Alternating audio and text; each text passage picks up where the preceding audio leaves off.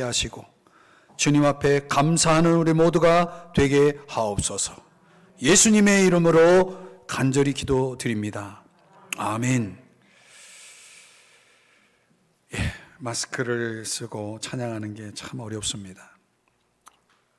여러분도 그렇죠? 백신 접종 하신 분에 한해서 찬양대가 되어져야 되고 또 이렇게 마스크를 쓰고 찬양하고 참 어려운 중에 우리 글로리아, 시온 두 찬양대가 열심히 예배를 섬겨주셔서 얼마나 감사한지 모르겠습니다. 오늘 송년주일에 나와서 예배드리는 사랑하는 성도 여러분, 오늘 추운 날씨에 오시느라고 수고하셨습니다. 이 겨울다운 날씨를 이제 본 것 같고 느끼는데요, 아마 올해 들어서 제일 추운 날씨가 아닌가 하는 생각이 듭니다. 이 겨울 건강하게 지내시기를 주의 이름 축복합니다. 건강 잘 챙기셔야 됩니다. 동물들의 겨울나기에는 세 가지 유형이 있다고 그러죠. 따뜻한 기후의 조건을 찾아서 그 기후의 고장을 찾아서 대이동하는 방식의 겨울나기가 있고요, 동면이라고 하죠. 한겨울 내내 자는 것으로 겨울나기 하는 동물들, 또 털갈이라고 하는 방식으로 겨울나기 하는 동물들이 있다고 합니다. 사람은 어떻습니까? 해마다 이 월동준비다 해가지고 가장 큰 이벤트가 뭐였죠? 김장이었죠. 옛날에는 교회에서 김장하는 것이 굉장한 행사였어요. 한두 포기가 아니라 정말 엄청난 양의 배추를 담그고 배추를 가지고 이제 저물이고 하고 여러 가지 그런 작업들을 하면서 거기에 꼭 나오는 게 고기 아닙니까? 고기. 그거 참 그 맛에 김장하고 그랬는데요. 근데 그런 문화들이 교회 안에서 제 주변에 교회에서 김장했다는 말을 들어보지 못한 지가 벌써 수년이 됐어요. 꽤 오래된 것 같아요. 그런 문화가 싹 사라져서 월동 준비라고 하면은 여러 가지가 있겠지만 저희 아파트도 이제 좀 추워가지고 베란다에다가 이렇게 비닐도 붙이고 그런 거 이렇게 준비해서 이제 겨울을 잘 지내야 되겠다 이렇게 했는데, 여러분은 어떻게 하셨는지 모르겠습니다. 그런데요, 제가 말씀드리고 싶은 겨울나기, 다른 차원의 겨울나기가 있죠. 인생 겨울나기 말이죠. 인생에도 겨울이 있다는 거 아시죠? 여러분, 우리 인생의 겨울나기를 어떻게 하기를 원하시는지요? 헬라어로 시간의 개념을 두 가지 단어로 설명하죠. 크로노스와 카이로스. 크로노스라고 하는 시간은 하나님의 시간, 절대의 시간이죠. 우주적인 시간, 하나님만이 운행하시는 그 누구도 바꿀 수 없고 변경할 수 없는 절대의 시간이라고 말하는 크로노스. 그 크로노스의 시간대 속에 우리 인간이 살아가고 있는 거죠. 그리고 하나님이 우리 인간에게 주신 시간을 가리켜서 카이로스라는 시간으로 설명합니다. 그러니까 하나님이 우리에게 주셨기 때문에 나름대로 그 시간을 활용할 수 있고 운영할 수가 있는 거죠. 그런데요, 그 시간도 소진할 때가 오는 거죠. 그 시간이 다해지면 우리는 우리 인생의 길이가 거기까지인 거죠. 그래서 모세는 시편 90편에서 우리의 날 계수함을 알게 하옵소서 하는 지혜로운 마음을 하나님 앞에 간절히 구하는 기도를 드립니다. 우리 인생 길이는 아무도 모르는 거죠. 그만큼의 카이로스라는 시간이 우리 속에 주어져 있는 거예요. 그래서 우리는 그날까지 내가 어떻게 살아야 할지, 그날을 위해서 무엇을 준비해야 될지에 대한 고민을 하면서 살아야 되는 거죠, 사실. 이런 걸 가리켜서 전문 용어로 well dying이라는 말 사용합니다. well dying. 내가 어떻게 죽음을 맞이할 것이냐라는 차원이죠. 바울은 자신의 죽음이 가까이 오고 있음을 느끼면서 디모데후서 4장에서 이런 고백을 합니다. 내 인생의 길을, 달려갈 길을 다 마치고 이제 거의 다가왔다는 거죠. 결승 지점까지, 내 인생이 끝나는 결승 지점까지 거의 다 와서 보니, 그리고 그가 고백하기를 내 믿음을 지켰으니 이렇게 고백을 합니다. 여러분, 인생의 싸움은 결국 믿음의 싸움이거든요. 내가 믿음을 지키느냐 마느냐, 이게 굉장히 중요한 전쟁인 거예요. 여러분은 어떻습니까? 우리가 인생의 끝점에서 담대하게 고백할 수 있는 가장 위대한 고백은, 하나님, 제가 제 믿음을 지켰습니다. 하나님 앞에 이렇게 고백하는 거 아니겠습니까? 근데요, 존 버넌이 쓴 그 베스트셀러, 여러분들이 많이 읽어본 그런 분들이 많죠. 철로역정이라는 작품에 보면은 거기에 이 연약이라는 이름을 가진 사람의 이야기가 나옵니다. 원래 이 연약 또는 어떤 번역본은 온순, 이렇게 번역을 했더라고요. 이 연약이 이 크리스찬과 함께 천성을 향해 순례기를 시작을 하는데요. 그만 어느 순간에 이제 절망의 늪에 빠지게 됩니다. 그 늪에서 고생을 많이 해요. 그 늪에서 겨우 벗어나가지고 이 연약이 결국은 순례기를 멈추고 집으로 돌아가 버린 이야기가 나옵니다. 그런데 우리 주변에 오늘날 이 철로역정의 이야기 속에 등장하는 이 연약이라고 하는 사람의 모습을 하고 있는 사람이 많아요. 조금만 어려움이 생기면 그냥 신앙 내려놓고 믿음 포기하고 옛날로 돌아가 버리는 거죠. 이 연약과 같은 모습, 이런 모습을 우리 주변에 얼마나 많이 볼 수 있는지, 여러분, 그런 사람을 보는 건 그리 어려운 일이 아닌 시대를 우리가 살고 있거든요. 도대체 그 사람에게는 어떤 문제가 있는 것일까요? 그것을 해석한다면 이렇게 해석할 수 있을 것 같아요. 뿌리가 없는 거예요. 뿌리가 없는 것은 금방 슬쩍만 건드려도 그냥 손두시에 뽑히죠. 신앙의 뿌리가 없는 거죠. 다르게 말하면 회심하지 않은 신앙입니다. 회심이 없는 겁니다. 거듭나지 않은 신앙입니다. 예수 그리스도가 나의 주님이라고 하는 그런 고백을 붙들고 사는 신앙인이 아닌 거예요. 이런 사람들은 어느 날 우리 주변에서 갑자기 사라져 버리는 거죠. 믿음의 공동체 울타리 안에서 어느 순간 사라져 버리는 것입니다. 그런 사람이 얼마나 많습니까? 오늘 본문이 말씀하고 있는 바가 바로 이것입니다. 자, 본문 26절의 말씀을 한번 같이 다시 보시죠. 우리가 진리라는 지식을 받은 후 짐짓 죄를 범한즉. 자, 어렵게 번역이 되어 있기 때문에 여러분에게 좀 해석을 해드리면, 짐짓이라는 이 단어는 뜻이 뭐냐면 고의로, 즐겨서, 이런 뜻이에요. 그러니까 짐짓 죄를 범하다라는 말은 이 의미대로라면 고의로 죄를 짓는다는 얘기예요. 즐기면서. 여러분, 우리가 나중에 살펴보겠지만 히브리서 11장 25절의 말씀에 의하면 죄악의 낙, 이렇게 표현하고 있거든요. 죄악의 낙. 이 죄악의 낙이라는 의미가 뭡니까? 죄에는 낙이 있다는 거예요. 쾌락이 있다는 거죠. 왜 사람들이 죄를 짓습니까? 즐겁기 때문이에요. 거기에 쾌락이 있기 때문에 그렇죠. 그러나 간과하지 말아야 할 것은 그 히브리서 11장 25절에 바로 죄악의 낙 앞에 잠시라는 단어가 나옵니다.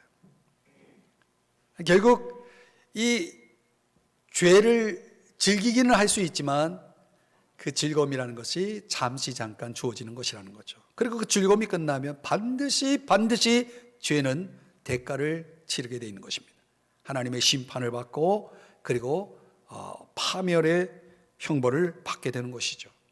그래서 모세는 그 잠시 죄악의 낙을 누리기보다는 그는 하나님의 백성과 함께 고난과 보람의 삶을 살기를 선택합니다.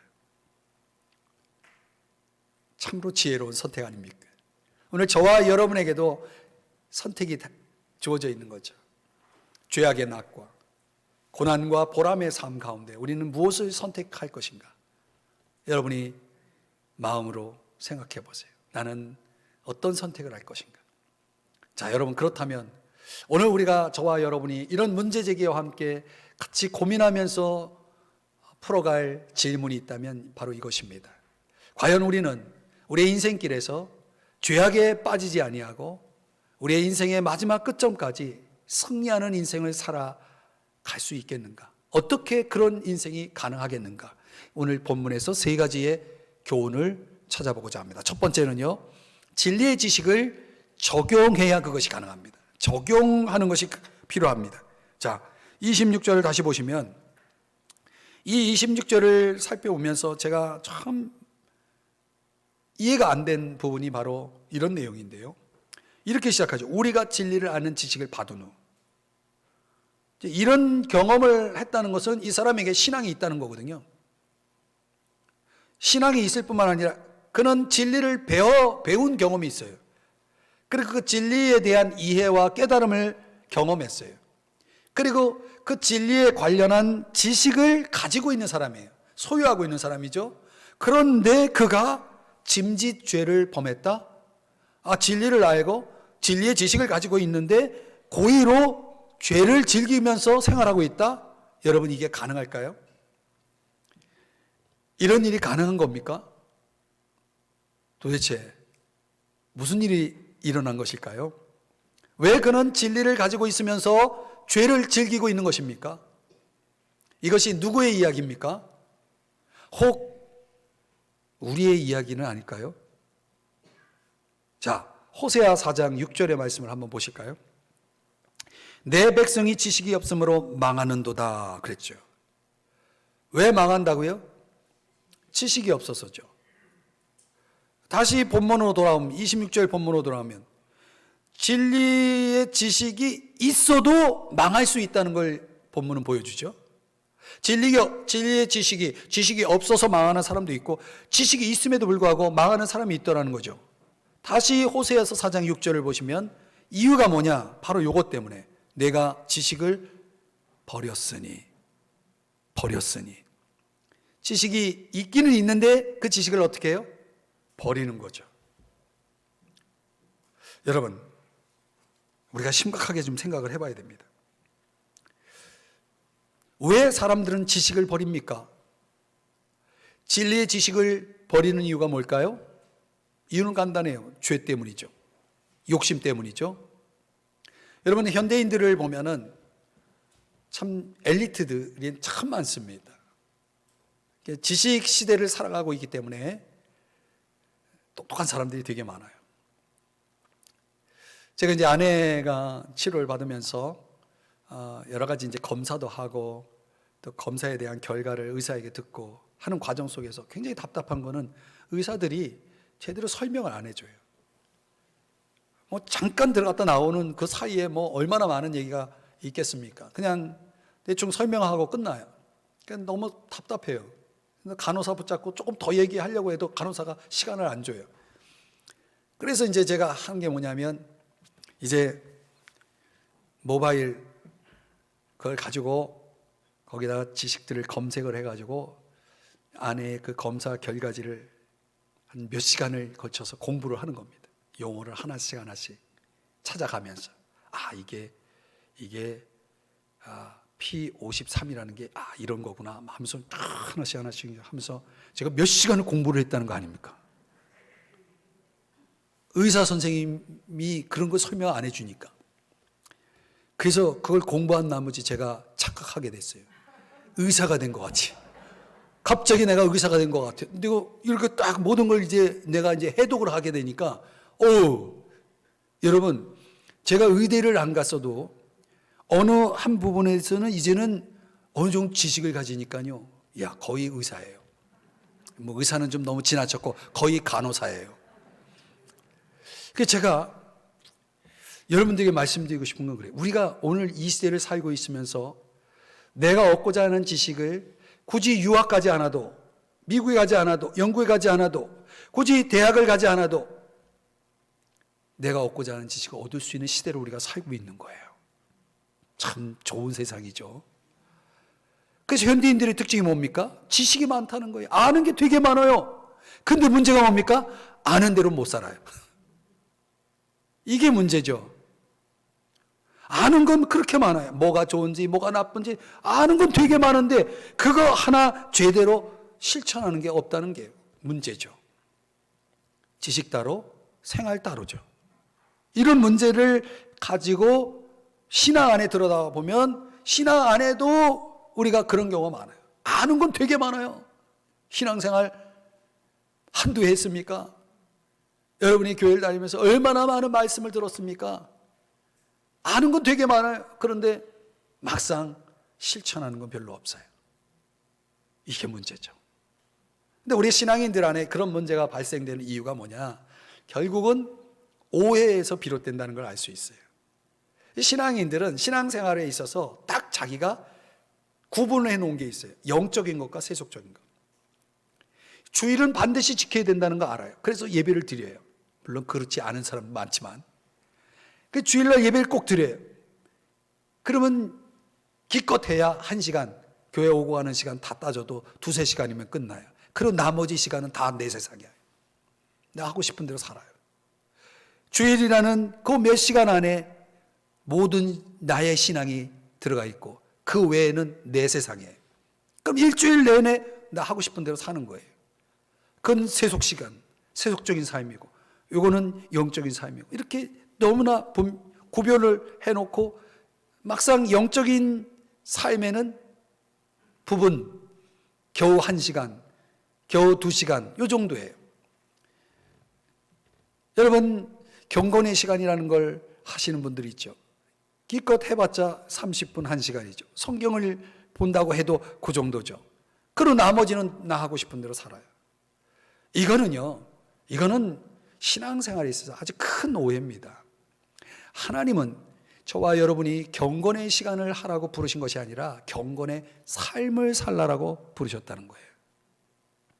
하나님은 우리의 모든 걸 요구하시지 우리의 모퉁이를 요구하시지 않습니다. 하나님은 우리의 모든 날을 하나님 앞에서 살라고 말씀하셨지 주일만 하나님 앞에 나와서 지키라고 말씀하시지 않으셨습니다. 사랑하는 여러분, 우리가 이런 차원에서 진리를 바르게 접근하지 않으면 우리는 지식 따로 생활 따로 그런 세속적인 사람들과 똑같이 살아갈 수밖에 없는 것입니다. 진리를 얻는 목적이 뭡니까? 내가 만족스러운 어떤 지식을 하나 얻는 것입니까? 아니죠. 진리를 얻는 목적은 나의 변화에 있는 것입니다. 우리가 성경을 가까이 해야 한다라고 하면 성경은 지식을 주는 책이 아니라 실천할 수 있는 근원이 되기 때문에 우리로 하여금 변화하라고 주신 책이 성경입니다. 사랑하는 여러분, 그런 면에서 저와 여러분은 진리의 지식을 적용하는 데 관심을 가져야 됩니다. 어떻게 적용할 수 있습니까? 진리 지식을 적용하기 위해서는 저와 여러분이 배우고 받은 말씀을 여러분의 삶에 실천할 수 있기 위한 작업을 해야 됩니다. 여러분 핸드폰에 보면 각 분야에 다양한 분야에 여러분이 얻고 여러분이 누리고 싶어하는 것에 앱을 깔잖아요. 앱이라는 게 애플리케이션이죠. 적용하는 겁니다. 그러니까 신앙도 마찬가지예요. 하나님 말씀이 우리에게 주어지면 그걸 애플리케이션을 적용을 해야 되는 것입니다. 그 적용을 하기 위해서 우리가 물어야 될 질문이 몇 가지가 있는데 이런 거예요. 말하자면 내가 오늘 이 말씀을 들을 때, 말씀을 받을 때에 이 말씀 속에서 하나님이 내게 주시는 약속이 무엇인지, 하나님이 나에게 버리라고, 끊어버리라고 말씀하시는 죄는 무엇인지, 하나님이 나에게 어떤 경고를 주시고 있는지, 하나님이 이 말씀을 통해 내가 어떤 걸 실천하기를 원하시는지, 언제, 누구에게, 무엇을, 어떻게 실천하기를 원하시는지 그런 구체적인 물음 속에서 하나님 말씀을 받을 때 이제 적용 준비가 되는 겁니다. 그리고 그것을 적용하면 그 사람은 틀림없이 타락에 빠지지 않고 승리할 수가 있는 것입니다. 누가복음 5장에 이런 사건이 나옵니다. 예수님께서 시몬 베드로에게 말씀하신 내용인데요. 전후 배경은 여러분이 다 아시는 내용이기 때문에 이 말씀대로 베드로에게 깊은 데로 가서 그물을 내려 고기를 잡으라. 이거는 상식 밖의 말씀이었는데 베드로가 이 말씀을 듣고 이렇게 말합니다. 누가복음 5장 5절에 보니까 선생님 우리들이 밤이 새도록 수고하였으되 잡은 것이 없지만은 말씀에 의지하여 내가 그물을 내리리이다. 그물을 내리겠습니다. 이렇게 말합니다. 말씀에 의지해서 그물을 내리겠다. 이렇게 말하고 실제로 그물을 내립니다. 이게 지금 중요한 포인트입니다. 이렇게 말만 하고 그물을 내리지 않은 게 아니라 실제로 그물을 내렸습니다. 그 결과 뒤에 나오는 내용이 뭐냐면 많은 고기를 얻는 기적을 경험합니다. 그리고 예수님이 과연 하나님의 아들, 나의 주님이라고 하는, 나의 구원자라고 하는 사실을 깨닫는 영적인 은혜를 받습니다. 만약 베드로가 그물을 내리지 않겠습니다 했거나 그물을 내리겠습니다 하고 실천하지 않았다면 아무 일도 일어나지 않았다는 것입니다. 아무 일도 일어나지 않았다는 것입니다. 여러분이 신앙의 여정을 한번 보세요. 우리가 얼마나 많은 지식을 가지고 있습니까? 그럼에도 불구하고 우리에게는 아무런 일도 일어나지 않았다면 무엇이 문제입니까? 실천하지 않은 거예요. 행하지 않으면 아무런 일도 일어나지 않아요. 여러분이 아무리 여기서 은혜를 받고 가도 행하지 않으면 아무런 일도 일어나지 않아요. 이게 아주 중요한 포인트입니다. 사랑하는 여러분, 진리의 지식은 우리의 지적 만족을 위해 주신 것이 아니라 애플리케이션 해야 됩니다. 적용해야 됩니다. 행해야 됩니다. 그때 기적이 일어나고 가치가 드러나고 여러분이 큰 은혜를 받는 줄 믿으시기 바랍니다. 적용을 반드시 해야 됩니다. 두 번째로, 오늘 우리가 타락에 빠지지 않고 승리해 나가는 인생 되기 위해서는 주의 심판을 두려워해야 됩니다. 27절 말씀을 한번 보세요. 한번 같이 읽어볼까요? 시작. 오직 무서운 마음으로 심판을 기다리는 것과 대적하는 자를 태울 맹렬한 불만 있으리라. 아멘. 무서운 마음으로 뭘 기다려요? 심판을 기다리는 것과. 하나님은 어떤 분이세요? 하나님은 죄를 심판하신 분이죠. 타락한 자들이 기다려야 하는 유일한 미래는 하나님의 심판입니다. 하나님의 심판을 묘사하기 위해서 여기 맹렬한 불, 이게 바로 지옥을 묘사한 건데요. 타락한 자들을 하나님은 어떻게 하십니까? 이 맹렬한 불의 심판, 영원한 형벌을 내리시겠다라고 약속하고 있는 거예요. 이사야 26장 11절 말씀에 뭐라고 말씀해요? 불이 주의 대적들을 사르리이다. 오늘 이 말씀을 본문 27절에서 인용하고 있는 것입니다. 사랑하는 여러분, 오늘 본문 28절 29절에도 이어서 설명하는 내용이 그런 내용이에요. 신명기 17장에 대한 인용 설명으로서 히브리 기자가 설명하는 내용이 이런 거예요. 하나님의 언약을 어기고 고의로 다른 신, 우상을 숭배한 백성들은 두세 사람의 증인만 있어도 육체적 죽임을 당했어요. 하나님의 심판을 받은 겁니다. 그러면서 구약시대에 고의로 죄를 지은 사람을 하나님이 그렇게 다루셨다면 신약시대에 고의로 죄를 짓는 사람을 하나님은 얼마나 더 무거운 형벌을 내리겠느냐. 그게 29절의 말씀이죠. 당연히 받을 형벌은 얼마나 더 무겁겠느냐. 너희는 뭐하라? 생각하라는 거예요. 받은 은혜로 따지면 구약에 살던 사람보다 신약시대에 사는 사람, 우리가 더 많은 은혜를 받았다. 더 많은 걸 받았음에도 불구하고 그렇게 고의로 죄를 범하는 구약시대 사람들이 받은 형벌보다는 더 많이 받은 신약시대 사람들에겐 더 가중한 형벌이 내려질 것을 말씀하고 있는 것이에요. 그래서 히브리서 10장 31절 현대인의 성경으로 한번 읽어보면요, 다 같이 시작. 살아계신 하나님의 심판의 대상이 된다는 것은 정말 무서운 일입니다. 무서운 일인 거예요, 여러분. 하나님의 거룩성을 말씀하고 있는 것입니다. 하나님의 거룩하심이 얼마나 두려운 것인지를 말씀하고 있는 것입니다. 그분은 만유의 주제이시고요, 그분의 능력은 끝이 없어요. 그분은 약속한 대로, 말씀하신 대로 반드시 행하시는 분이에요. 고의적으로 죄를 범하고 주를 거부한다면 하나님의 심판을 피할 수 없음을 말씀하고 있는 것입니다. 여러분이 이해하기 좋게 예를 한번 들어보면 이런 것입니다. 어디 놀러를 갔는데 다리를 건너가지고 어디서 이제 피서를 즐기고 있는데 갑자기 비가 내려가지고 홍수가 난 거예요. 홍수가 밀려와가지고 그 다리가 끊어져 버렸어요. 그럼 어떻게 되는 겁니까? 고립되는 거죠. 혹시 여러분 중에 그런 경험을 하신 적 있나요? 뉴스 보면은 그런 일을 겪어가지고 아주 그냥 죽다 살아난 사람들, 그런 사람들 이야기가 있잖아요. 그럼 돌아갈 다리가 없는 거예요. 고립되어 있는 거죠. 영영 거기 있다면 목숨을 잃게 되는 거죠.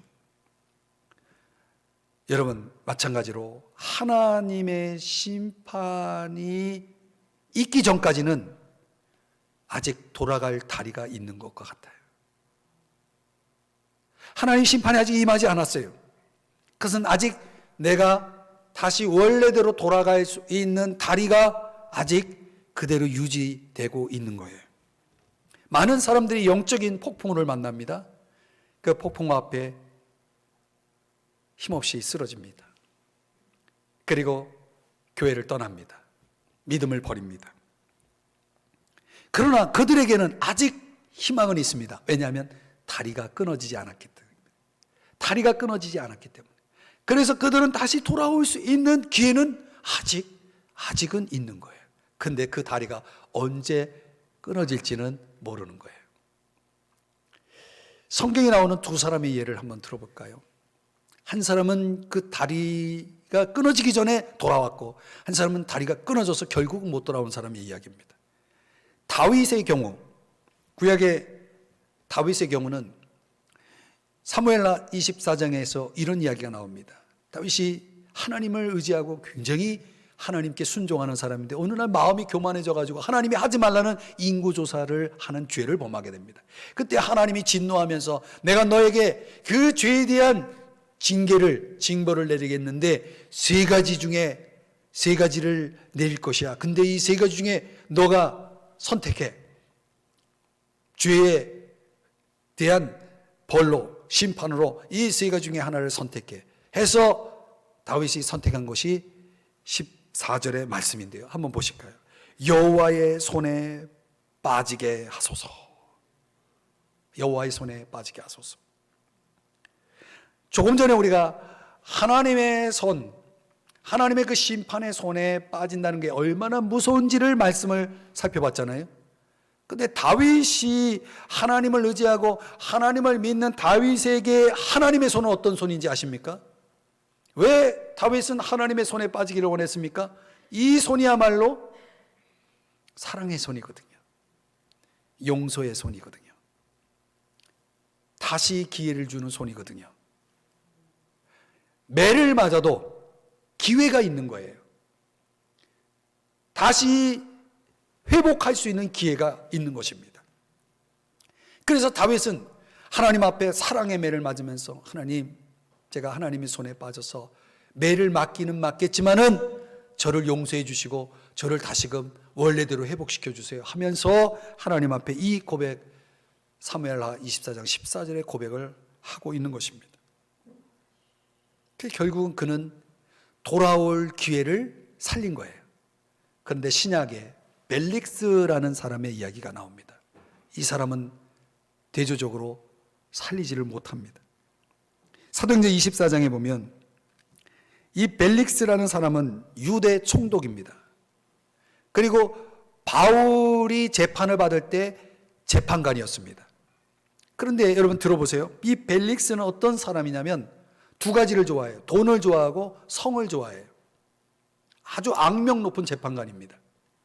근데 여기 한번 말씀을 보여주세요. 24장 24절에 보면 드루실라라는 유대 여자 이름이 나오죠. 이게 이 벨릭스의 세 번째 아내가 되는데요. 이 벨릭스가 어느 날 자신의 탐욕을 채우기 위해서 남의 아내였던 미모의 드루실라를 세 번째 아내로 맞이합니다. 차지합니다. 그런데 그만큼 아주 악명 높은 사람입니다. 어느 날 그가 아내와 함께, 드루실라와 함께 바울을 대면하게 되는데요. 바울을 대면해서 바울에게서 그리스도의 도에 대해서 질문을 하게 되고, 그리고 세 가지 내용의 설교를 듣게 됩니다. 25절에 보면 의와 절제와 장차 오는 심판에 대한 설교를 듣습니다. 여기서 이걸 다 설명할 수가 없습니다. 의와 절제와 장차 오는 심판, 이 세 가지는 기독교 교리적으로 말하면 가장 중요한 세 가지입니다. 이 세 가지의 설교를 듣고 벨릭스가 어떠했다라고 말하냐면 두려워했다라고 말하고 있어요. 여러분, 설교를 제대로 들으면 두려움이 생겨요. 하나님에 대한 두려움. 그래서 이 두려움 속에서 벨릭스가 어떤 반응을 보였는지 그 다음 내용을 보시면 좀 놀라지 않습니까? 두려웠다면, 설교를 듣고 두려웠다면 빨리 회개하고 돌아와야죠. 그 아직 살아있는 다리, 남아있는 다리를 통해서 하나님께 돌아와야 되는데 뭐라고 벨릭스가 말합니까? 지금은 가라. 내가 틈이 있으면 너를 부르리라. 이 말은 무슨 얘기인지 아세요? 나중에 시간 되면 다시 한번 들어볼게. 그리고 뒤로 미뤘다는 것입니다. 그런데 그 벨릭스가 강조한 것이 뭡니까? 그 틈, 나중에 그 틈이 있을지 없을지를 그는 간과했다는 거죠.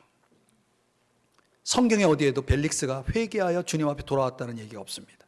결국 그는 그 틈을 빌어서 바울을 돌려보냈지만 결국 그는 돌아올 다리가 끊어져서 돌아오지 않았다는 거예요. 이게 참 무서운 말입니다. 사랑하는 여러분,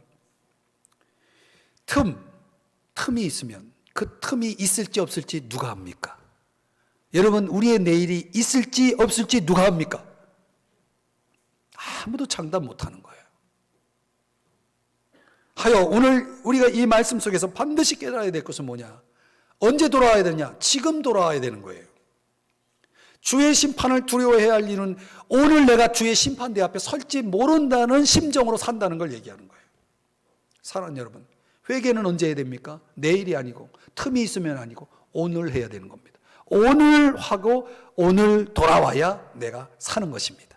우리가 죄에 빠지는 이유가 뭡니까? 타락하는 이유가 뭡니까? 자꾸 틈을 생각하는 거예요. 아닙니다.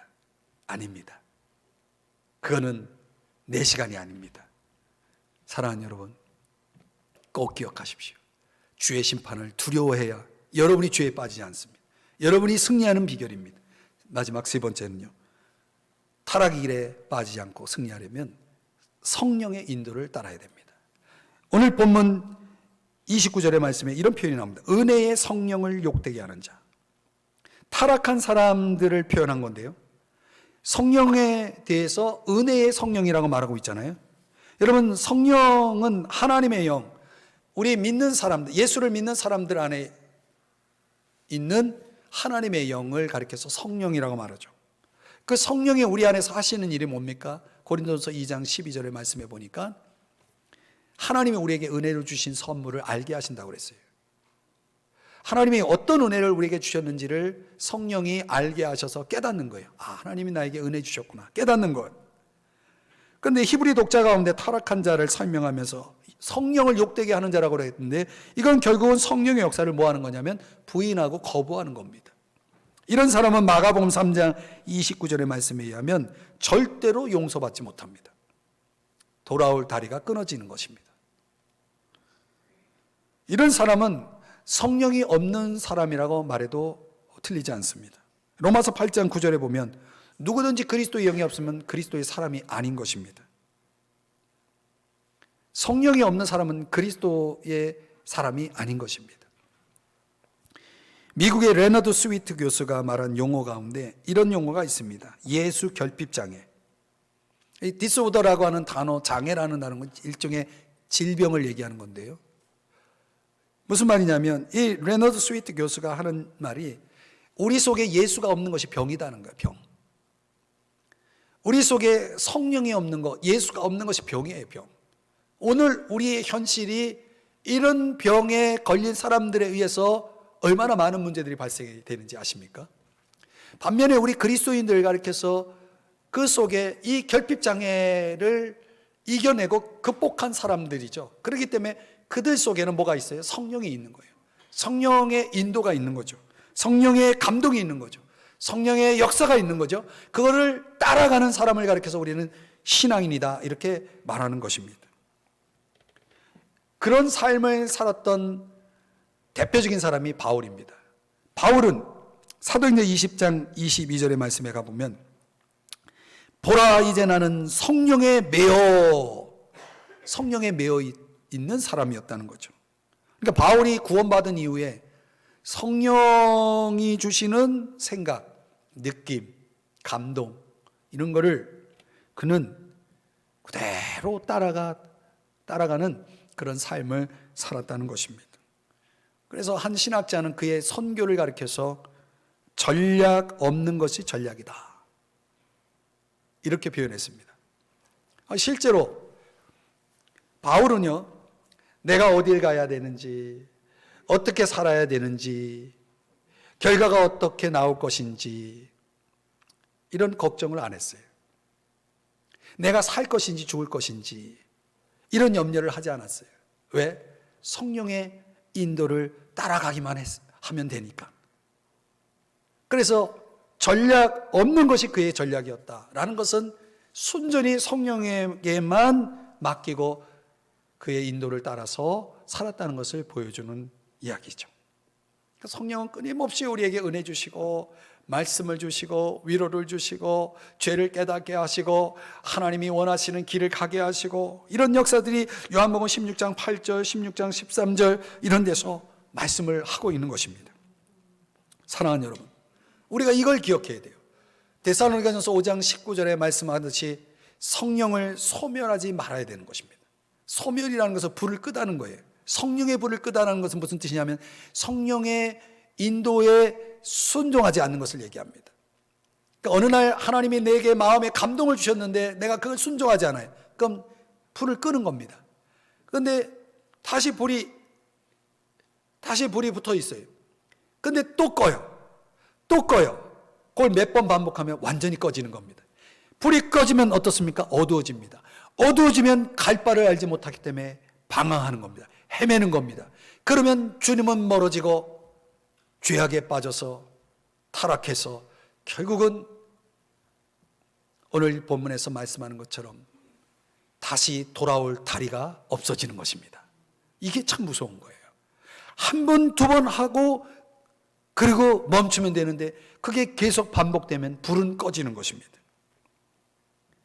다윗이 한때 잘못해가지고 하나님 앞에 죄를 짓고 나서 그가 회복을 위해서 하나님 앞에 기도할 때 이걸 기도했다는 거예요. 한번 다 같이 읽어봅니다. 시편 51편 11절 시작. 나를 주 앞에서 쫓아내지 마시며 주의 성령을 내게서 거두지 마소서. 아멘. 뭘 거두지 말아요? 성령을 거두지 말아주소서.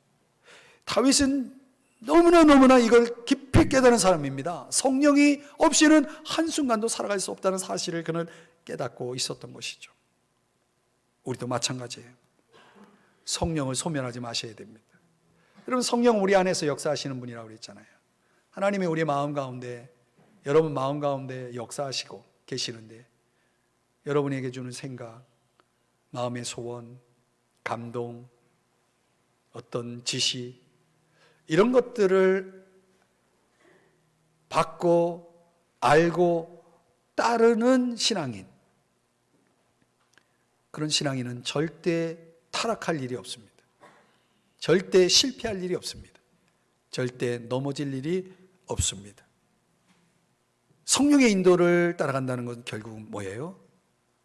참된 승리가 있는 것이고 거기에 지혜가 있는 것입니다. 이제 말씀을 적용해 보겠습니다. 오늘 성경은 좀 이상한 말씀으로 시작했잖아요. 짐짓죄를 범한 즉 고의로 죄를 범했다는 거죠. 그런 사람들에게는 다시 속지 않은 제사가 없다 이렇게 말하고 있잖아요. 다시라고 하는 말 여러분 주목하셔야 됩니다. 돌아갈 다리가 끊어져 있다는 겁니다. 돌아갈 수 없다는 얘기예요.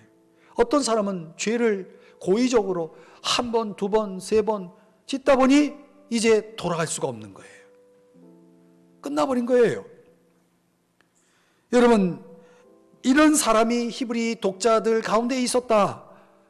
그렇다면 오늘 이 시대에 저와 여러분, 우리 중에는 누가 이런 일이 내게 일어나지 않을 것이라고 장담할 수 있겠습니까? 선줄로 생각하는 자는 넘어질까 조심하라. 누구라도 이런 삶을, 이런 가능성이 열려 있는 것입니다. 그러므로 어떻게 됩니까? 우리는 깨어 있어야 되는 거예요. 깨어 있어야 되는 거예요. 정말 저와 여러분이 타락의 길에 서지 않고 우리의 인생 경주에서 승리하기 위해서는 늘 깨어 있어야 되는 거예요. 그리고 오늘 하나님이 우리에게 주시는 세 가지 교훈을 가지고 항상 자기 자신을 성찰하면서 살아야 되는 거예요.